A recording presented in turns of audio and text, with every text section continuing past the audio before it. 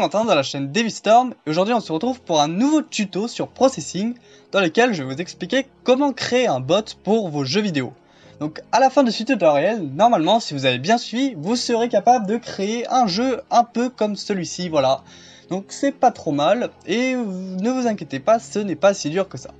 Avant de commencer la vidéo, je compte sur vous pour mettre un gros pouce bleu et à vous abonner pour ne rater aucune de nos prochaines vidéos. Et pour les plus courageux qui resteront jusqu'à la fin, vous pourrez connaître le vainqueur du concours des 100 abonnés que l'on a précédemment organisé. Donc je vous invite à rester jusqu'à la fin pour savoir peut-être si vous êtes l'heureux gagnant. Voilà, je vous fais pas plus attendre, on commence tout de suite la vidéo, c'est parti. Donc tout d'abord, nous voilà sur Processing, donc j'ai commencé à mettre le programme pour le déplacement. Donc pas de surprise, vous savez à peu près ce que c'est. Sinon, si vous savez pas, je vous invite à aller voir une de mes vidéos sur les déplacements, un petit tuto aussi qui vous permettra de vous remettre sur les rails. Donc voilà, j'ai fait des variables pour le personnage XY, des variables pour le robot, l'angle du robot, des vitesses, et voilà, clairement il n'y a rien de très spécial. Donc je vous montre quand même un peu à quoi ça ressemble, histoire que vous voyez. Voilà. Donc on peut évidemment bouger notre personnage, logique, et le vert et le rouge correspondent à notre robot, voilà. Donc maintenant tout de suite, qu'est-ce que nous allons devoir faire? Nous allons devoir orienter le robot dans la bonne direction. Donc pour cela, ça va être la partie la plus compliquée en fait de ce tutoriel. On va avoir besoin de quelque chose que vous êtes toujours peut-être dit que ça ne vous servira jamais à rien. Vous vous rappelez en troisième, normalement on y apprend ça en troisième au collège, vous avez fait quelque chose qui s'appelle la trigonométrie. Vous vous rappelez avec cosinus, sinus, tangente, etc. Et vous êtes sûrement dit que ça servait à rien, que le prof disait ça juste pour vous embêter. Et bah là je vais vous montrer comme quoi cette fonction là, c'est ce cours que vous avez dû suivre, et il est extrêmement utile. En fait on peut pas le faire sans. Donc vous allez voir que finalement les maths dans certains cas, particulièrement quand on crée un jeu vidéo, c'est très utile. Donc si vous voulez faire des jeux vidéo plus tard et tout, ou même maintenant, je vous conseille de bien suivre en maths, c'est important. Donc du coup c'est parti. Alors, il va falloir que vous imaginiez en fait que va falloir vous imaginer un triangle rectangle. En gros, imaginez là qu'il y ait un petit triangle rectangle ici là. Ça, voilà, si jamais on fait qu'il y a un côté qui soit entre les deux, puis ensuite on fait verticalement et horizontalement. Ça vous fait un triangle rectangle. Et comme vous avez pu voir dans le cours de trigonométrie, si vous avez à peu près suivi, on peut calculer l'angle à partir des triangles rectangles. Et ça nous arrange pour calculer une direction. Donc du coup, comment on va faire? On a besoin de l'angle qui est ici. Ok? Donc ici on a l'hypoténuse. Ici on a le côté adjacent à l'angle qui est là et le côté opposé. Bon, je vais essayer de faire vite parce qu'il y en a peut-être que les maths ça les saoule et du coup on va éviter de vous ennuyer plus qu'autre chose. Donc du coup voilà, et du coup si on se rappelle bien, on a l'adjacent et l'opposé. Adjacent et opposé, on se rappelle, si on fait la petite formule magique SOHCAHTOA, ça nous fait T, donc TOA, tangente. Donc on va utiliser la tangente. Voilà. Donc on va voir tout de suite comment on va utiliser la tangente. Donc on va créer une nouvelle fonction qu'on va appeler orientation robot. Orientation bot, voilà. Qui va nous permettre d'orienter notre robot, tout simplement. Donc dans cette fonction, qu'est-ce qu'on va faire? On va tout simplement modifier en fait l'angle du robot en fonction de la position des deux personnages, du robot et du personnage que l'on peut contrôler. Donc c'est parti. Déjà, il y a un truc qui est important, c'est que notre triangle rectangle, en fait, suivant... Alors, je vous remets à l'écran. Voilà. Suivant, en fait, si on va être en dessous ou au-dessus du personnage, la référence, ça va pas être la même. Du coup, on va créer une condition pour savoir si on se trouve au-dessus ou en dessous. Si on est au-dessus, va falloir faire 90 moins l'angle qu'on va trouver. Et si on est en dessous, va falloir faire l'inverse. Va falloir faire 270, moins voilà. C'est une valeur que j'ai trouvée à force de chercher. J'ai un peu galéré, mais bon, je l'ai trouvé.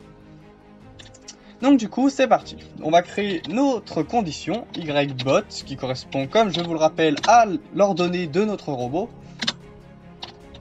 Ah oui, juste une chose, qui est pas très évident sur Processing et que je trouve un petit peu bizarre, mais il faut le savoir, sinon ça va vous amener pas mal de problèmes. l'origine se trouve en haut à gauche. Donc c'est l'inverse de ce qu'on peut voir normalement en mathématiques par exemple, où elle se trouve généralement en bas à droite. Donc c'est pas grave, on fait avec, hein, on va pas se plaindre, cet outil est déjà pas trop mal comme ça, et on peut faire des choses superbes. Ah, je fais que d'enregistrer parce que j'ai l'habitude, vu que mon ordi a tendance à souvent cracher, et du coup j'enregistre à peu près à chaque fois que je tape une ligne, hein. Voilà, ça devient un réflexe, voilà. Donc du coup, qu'est-ce qu'on fait? On va dire que notre... Donc vous allez voir, il y a toute une formule, hein. Angle bot, qui correspond à l'angle d'inclinaison, égale 90, c'est la référence. Attend. Pourquoi attend? Ça veut dire en fait arc tangente. Donc en vrai c'est pour calculer l'angle à partir de la tangente, hein. Vous avez vu ça en maths. Souvent on l'appelle arctan ou alors temps moins 1, etc. En fait c'est la fonction inverse de la fonction tangente en gros. Si je dis des bêtises, hein, c'est parce que voilà, il y a peut-être des choses que j'ai pas trop... Je dis peut-être pas le bon vocabulaire, voilà. Bon, vous me direz dans les commentaires si vous savez mieux que moi. Du coup, qu'est-ce qu'on fait? En fait on va calculer l'écart entre nos deux points, donc xbot moins xperce, ce qui va nous calculer en fait l'angle adjacent. Donc ça va être l'angle qui est en bas si vous vous rappelez de notre petit schéma. Enfin voilà, si vous vous rappelez du triangle rectangle qu'on s'était mis dans la tête, et ça va créer l'angle adjacent, enfin ça va nous donner la longueur de l'adjacent. Voilà, on le divise par l'angle opposé, donc qui va correspondre du coup à ybot moins yperce. Voilà. Et petite particularité de processing, c'est que ici on ne va pas parler en degrés mais en radians.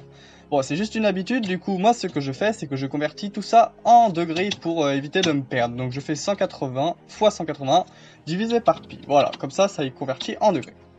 Donc là, on a notre formule si jamais on est en dessous du personnage, au-dessus, pardon, et on va copier cette formule pour si jamais on est en dessous. Et la seule différence entre les deux, c'est que là, au lieu de mettre 90, nous allons mettre 270. Voilà, voilà. Mince. Voilà, voilà. Donc en gros, maintenant qu'on a fait ça, je vais revenir sur le petit parti ici que j'ai créé pour afficher notre robot, et particulièrement sur les 3 premières lignes. Donc déjà, push matrix, qu'est-ce que ça veut dire? Push matrix, ça veut dire qu'on va prendre en gros le repère qu'on est dedans, en gros le repère, toutes les informations du repère, donc son inclinaison et sa position, l'origine en gros, et on va le sauvegarder. Donc comme ça, on dit tu sauvegardes. Ensuite, du coup, on va modifier ce repère, et on va faire une translation en xbox ybot. Donc en gros, si vous voulez, l'origine du repère, maintenant, elle va être à l'endroit où elle va être le robot. Et ensuite, on va créer une rotation. Voilà, donc pareil, on refait la formule pour y passer en radian, cette fois de degrés en radian, donc on fait l'inverse de ce qu'on a fait en bas. Et donc on va faire une rotation pour pouvoir orienter notre robot vers le personnage. Ensuite ici, comme d'habitude, on change les couleurs et on va afficher un rond et un deuxième plus petit rond pour qu'on puisse voir où est l'avant. Et ici, dernière ligne, pop matrix, qui signifie restore la matrix. Donc en fait, ça va juste restaurer les informations du repère pour que l'origine revienne tout en haut à gauche. Donc tout de suite, on va voir ce que ça donne et voir aussi si ça fonctionne. C'est parti. Alors. Voilà, voilà. Donc, apparemment, il y a un petit problème. Et je sais exactement pourquoi, c'est de ma faute. Alors je vais vous expliquer ça comme ça, peut-être que vous, comme ça, vous ferez pas la même connerie que moi. Donc en fait, nous avons notre fonction orientation bot. Voilà, vous êtes d'accord, hein. Sauf que le problème, c'est que je n'ai pas dit de l'exécuter dans ma fonction draw. Alors forcément, ça pose problème. C'est bien que je fasse des petites erreurs comme ça vous, peut-être, vous les ferez plus et ça sera pratique. Normalement, cette fois, c'est la bonne. Voilà, donc déjà, on voit que la tête, l'avant, là, est orientée vers notre personnage. Et on voit que ça suit, donc c'est nickel. Ça peut aller de tous les côtés, ça suit nickel chrome. Mais maintenant, on veut ajouter un petit truc un petit peu mieux. On veut que notre robot avance vers nous pour venir nous dévorer la cervelle. Donc comment est-ce qu'on fait ça? Tout simplement, on va calculer en gros de combien on doit avancer de X et de combien on doit avancer de Y à chaque fois pour pouvoir suivre la bonne direction. Donc c'est parti, on va voir ça tout de suite. Alors, on va aller directement dans notre fonction déplacement ici et on va tout de suite afficher donc les informations qui vont nous les commandes qui vont nous permettre d'avancer notre robot. Donc on va agir sur les variables xbot et ybot qui sont nos variables de coordonnées de notre robot. Voilà. Donc on va ajouter en fait, en fait, je vous explique. Quand on a notre triangle rectangle, je vais remettre, attendez, hop, je vais relancer pour bien que vous compreniez. Quand vous avez ça là, imaginez votre triangle rectangle. Le truc maintenant qu'on a l'inclinaison, ça va être de connaître pour une valeur d'une unité de l'hypoténuse, donc en gros on va avancer d'une unité, de combien est-ce que je vais avancer verticalement et horizontalement. Du coup, on va commencer par verticalement. Non, horizontalement, c'est mieux. On va commencer par horizontalement. Donc l'horizontale par rapport à cette... Donc ça c'est l'angle adjacent, comme je vous l'ai dit, par rapport à cet angle, et ça c'est l'hypoténuse. Adjacent hypoténuse, ça fait quoi? Ça fait, donc on se rappelle de la formule SOHCAHTOA, ça fait le cosinus. Du coup, qu'est-ce qu'on va faire? On va utiliser le cosinus. Ensuite, pour les verticales, comme ça, on a l'opposé et l'hypoténuse. Du coup, qu'est-ce qu'on va faire? On va utiliser, donc opposé hypoténuse, ça fait SOHCAHTOA, donc SO, on va utiliser le sinus. Du coup, on va voir ça tout de suite. Donc, ici, là, on va faire xbot plus égal. Ici, on va mettre cos, donc, comme je vous l'ai dit tout à l'heure, égale pi fois angle bot divisé par 180. Et ici, on va faire ybot plus égal sinus de pi fois l'angle bot. Mince, qu'est-ce que j'ai fait? Voilà, divisé par 180. Comme ça. Et là, normalement, donc pareil, là on convertit en radian, ici pareil, par rapport à l'angle bot. Et là, normalement, on va voir tout de suite, mais notre robot devrait s'approcher de nous.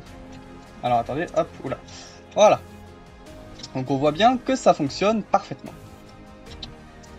Alors personnellement, je trouve que le robot ne va pas très vite, et moi je trouve que c'est pas très amusant. Du coup, ce qu'on va faire, c'est l'accélérer. Donc pour cela, on a juste à ajouter un petit coefficient ici. Pardon. Qui va s'appeler vitesse bot, que j'avais déjà créé. Hop. Et ici aussi. Voilà. Ensuite, du coup, vous aurez juste à modifier cette valeur pour modifier la vitesse de votre robot. Et ici, par exemple, aussi pour la vitesse du personnage. On voit ça tout de suite, et normalement, ça sera nettement mieux. Hop là. Voilà, je vous laisse découvrir par vous-même, mais à mon avis, ça vous plaît déjà beaucoup mieux. Du coup, c'est la fin de ce tutoriel, j'espère qu'il vous a plu, et on va passer tout de suite à la partie vainqueur du concours de 100 abonnés, que je sais que vous attendez depuis le début. Donc on se retrouve tout de suite.